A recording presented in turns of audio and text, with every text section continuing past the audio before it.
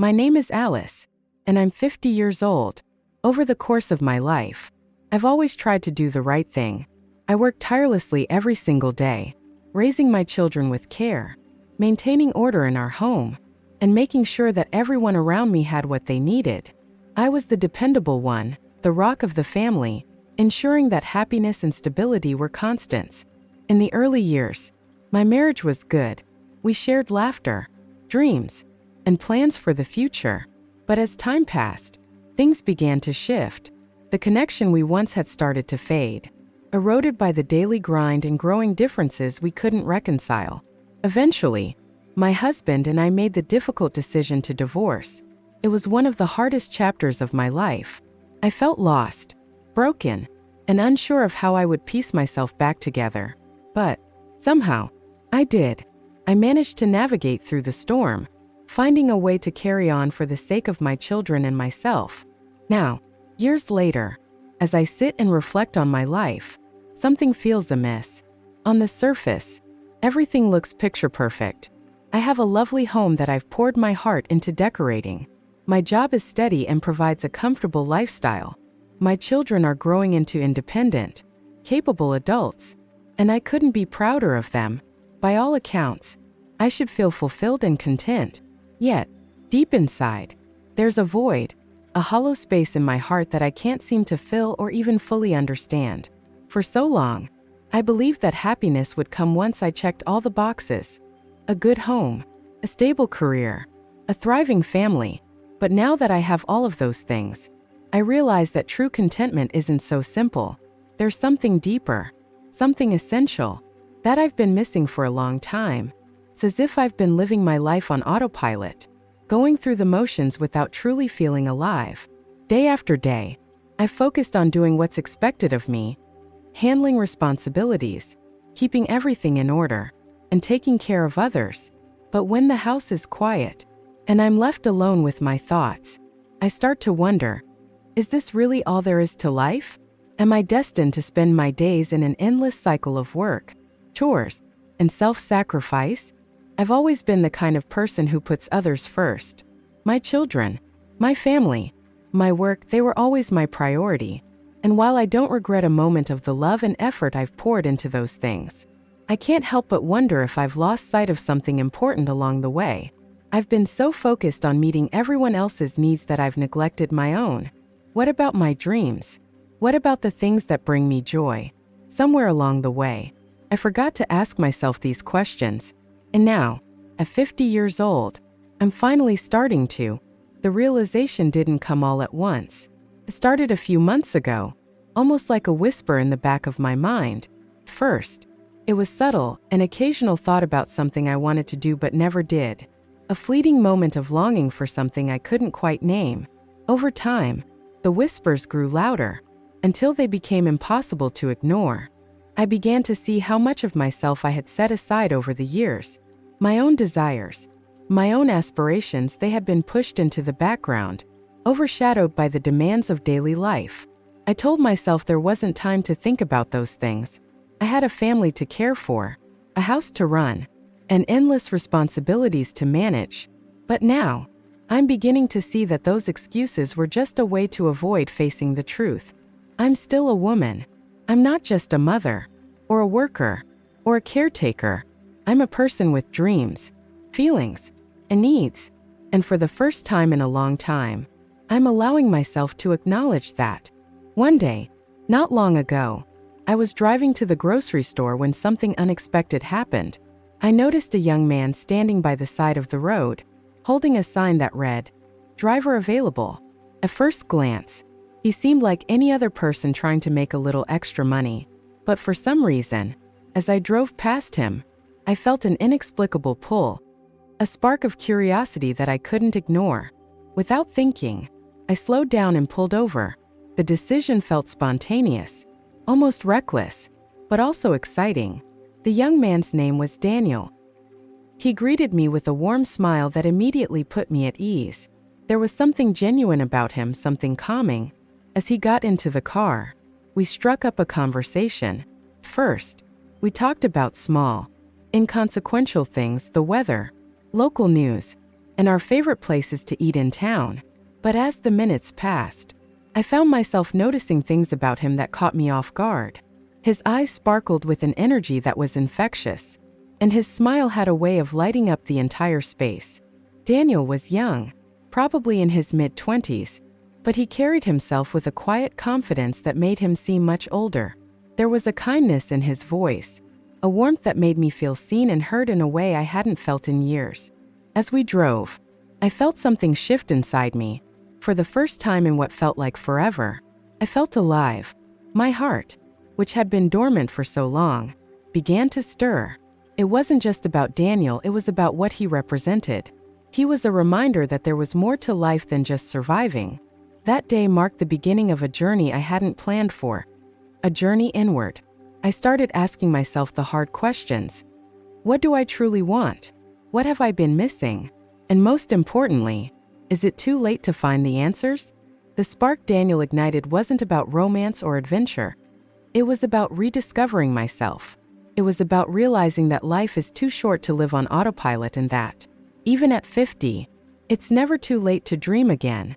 Without even thinking, I slowed down and pulled over to the side of the road. It was as if something deep inside me was urging me to take a moment, to step out of the usual routine, and to do something spontaneous. I couldn't explain why, but I felt compelled to make this decision. As I did, a young man walked over to my car. His name was Daniel, a stranger to me in that moment, but somehow, he didn't feel entirely unfamiliar. He greeted me with a warm, genuine smile that immediately put me at ease, as if we were already friends. His politeness was effortless, and there was something about the way he carried himself that made me feel comfortable in his presence. His voice was soft, almost gentle, but it had an undeniable sincerity. He spoke as though he genuinely cared about the conversation, and for some reason, that made me open up without hesitation. Daniel appeared to be in his mid-20s, though his demeanor made him seem older, as though he carried the wisdom of someone who had lived a little more than his years suggested. He had a presence that drew people in, and it was more than just his looks. There was a quiet confidence in the way he spoke, the way he listened. As we drove to my destination, our conversation flowed effortlessly.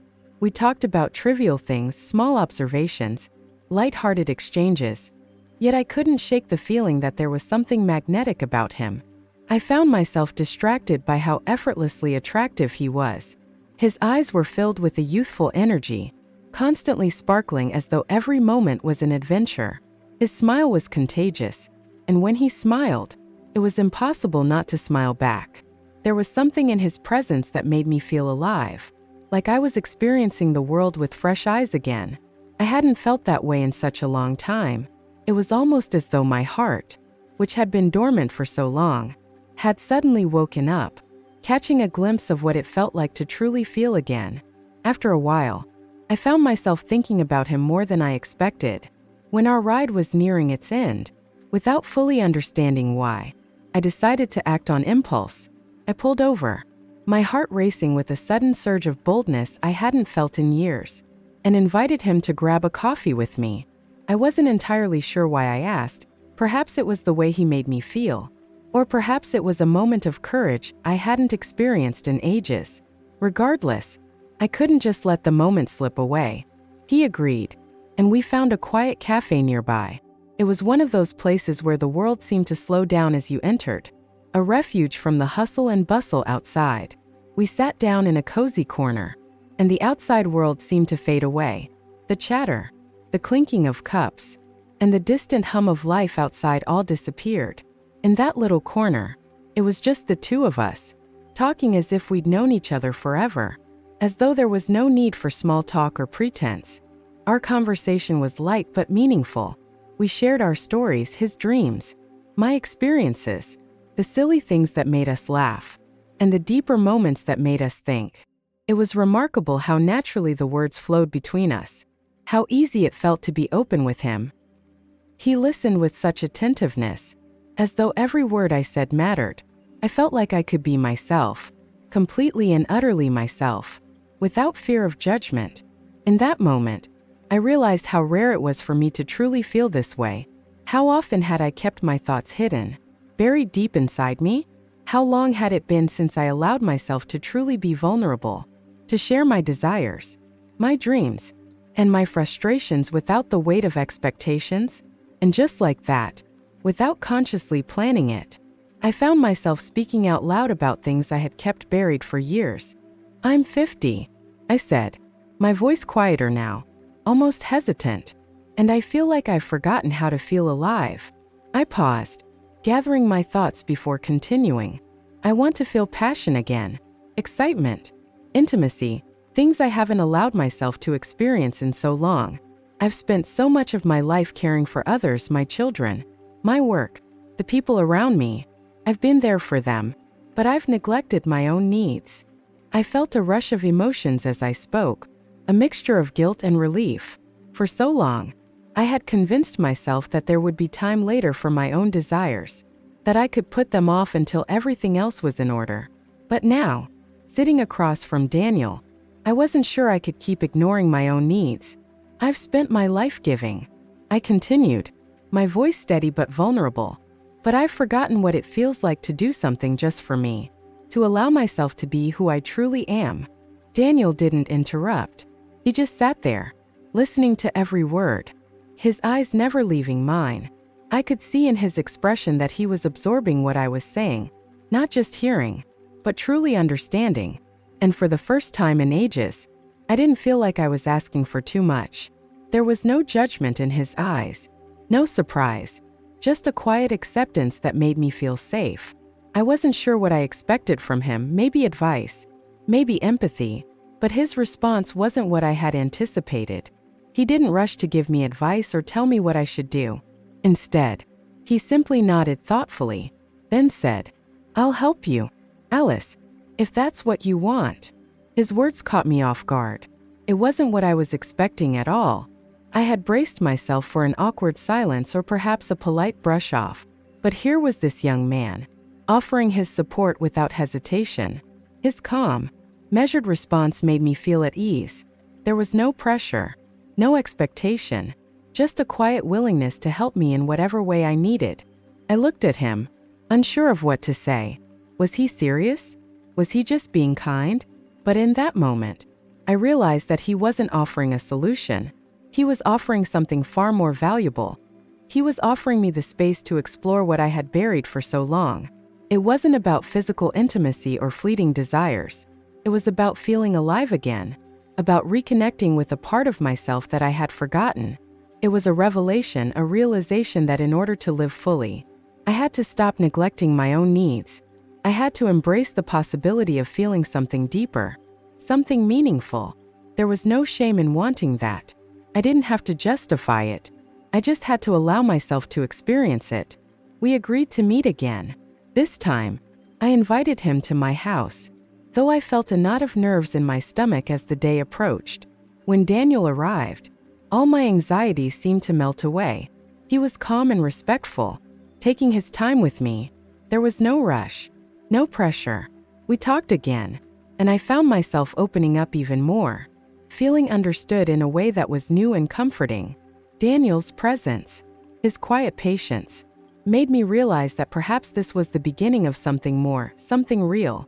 It wasn't about seeking approval or validation from others.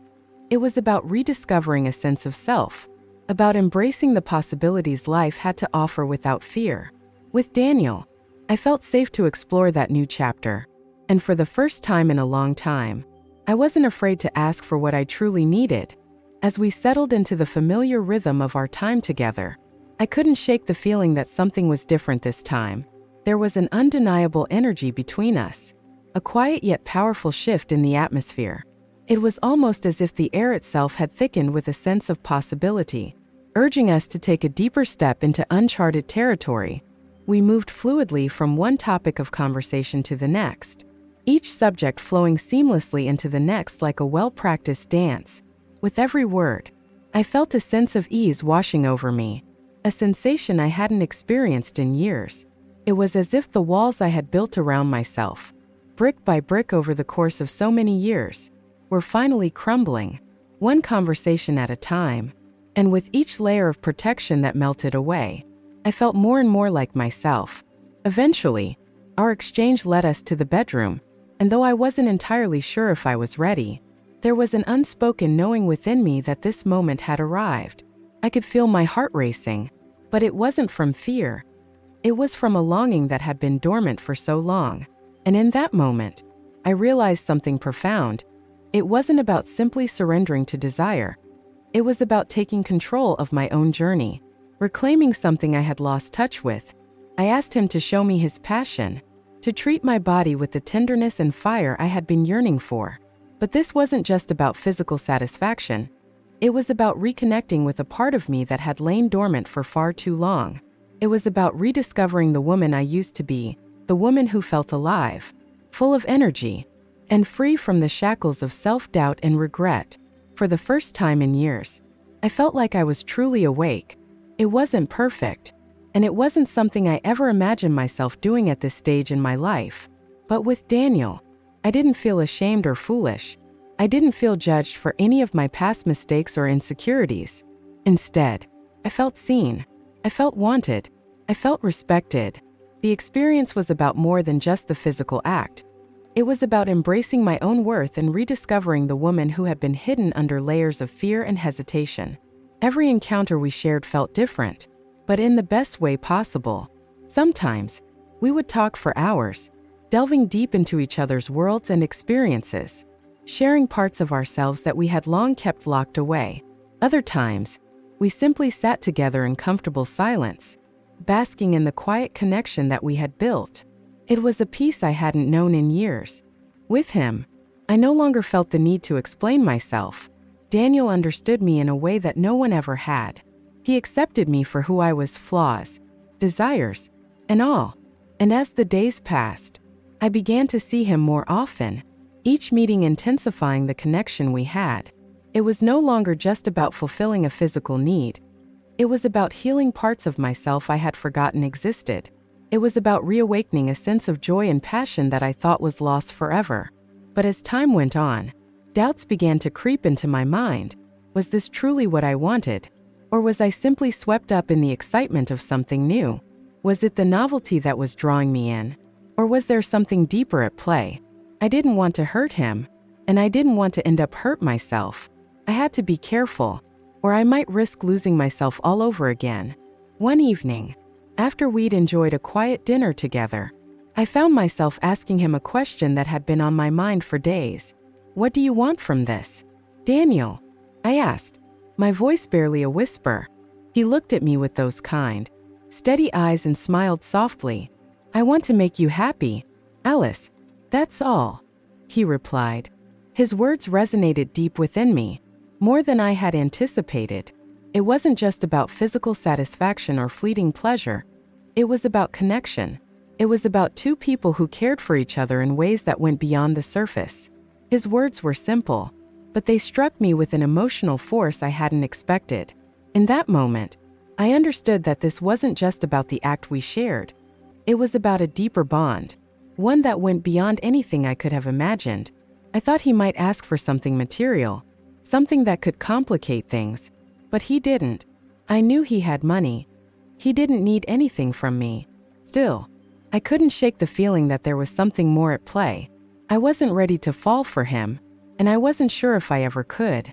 The age gap between us seemed so vast, and I worried it would cause problems both for him and for me. It didn't seem fair, and I wasn't sure I was prepared to navigate it. In my confusion, I decided to distance myself for a while. I didn't want to complicate things further, but the more time I spent away from him, the more I realized that I missed him, not just the physical connection, but his presence. I missed the sound of his voice, the way he made me feel seen and valued. The more I stayed away, the more I longed for what we had. Finally, I couldn't keep away any longer. I reached out to him, and we met again. This time, I shared my feelings with him. I told him that I had been confused and afraid, unsure of what all this meant, but I didn't want to lose what we had. I didn't want to walk away from something that had made me feel so alive. We sat together, and he took my hand gently in his. "I understand," he said, his voice calm and reassuring. "And I'm here, Alice. Whatever you want." It was in that moment that I realized I didn't have to be afraid. I didn't have to carry the weight of my past mistakes, my fears, or my regrets. I could make choices for myself now. I could embrace my desires, my needs, and my happiness without guilt or hesitation. As time went by, our connection deepened in ways I hadn't anticipated. It wasn't just about intimacy anymore. It was about trust, comfort, and understanding. I had found someone who accepted me for who I truly was, without judgment. Someone who didn't care about my past or my desires. They cared about me, and that was enough. But not everyone around me understood. My friends began to ask questions, and I found myself in the uncomfortable position of explaining things I wasn't yet ready to share. It was hard, but I stood firm in my decisions. I knew I was doing what was right for me, even if others didn't understand. I was no longer the woman who worried about what others thought. I was Alice, and for the first time in my life, I was living for myself. I began to embrace my own confidence, reclaiming my sense of self. I wasn't just a mother, a worker, or a wife.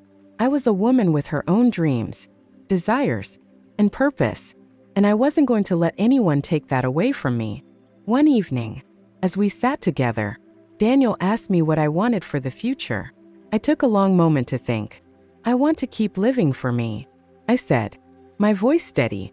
I want to keep exploring, keep feeling alive, and keep discovering parts of myself that I never knew were there.